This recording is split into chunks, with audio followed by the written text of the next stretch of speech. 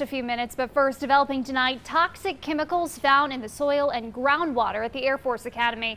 It's similar to the PFCs found in Widefield and Fountain groundwater coming from Peterson Air Force Base. Neighbors near the academy want to know how it's affecting their water. Our Bill Folsom watching out for your safety tonight. He's in studio with the latest. Bill. The Air Force Academy did step up with this information. There are neighbors feeling like the academy fell short on important parts of that information. 27 years, love it. As I said, the Air Force has been a good neighbor. There's now some tension in that relationship. Archie Clark's main water source is a well. He just learned this morning through the news that his well could be contaminated by toxic chemicals found in groundwater at the academy. And we're not notified? I mean, what are they thinking? You know, it should have been one of the first things they done.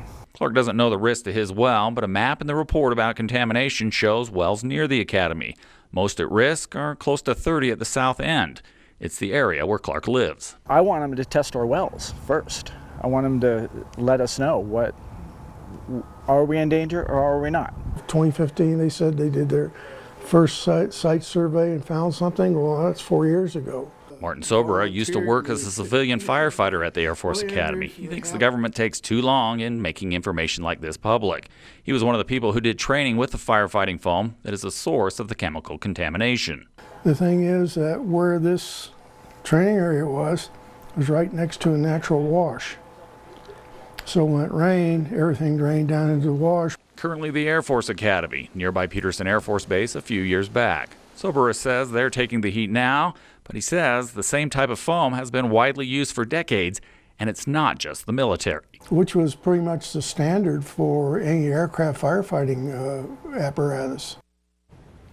And as a precaution in the meantime, state public health leaders say people who use their wells for drinking water or irrigating vegetable gardens might want to use other sources. That's especially true for women who are pregnant or breastfeeding. County Commissioner Holly Williams is also following this. She just let us know in the last hour about a number for people to call to see if their well will be tested. We've got that number on KOAA.com. Allison?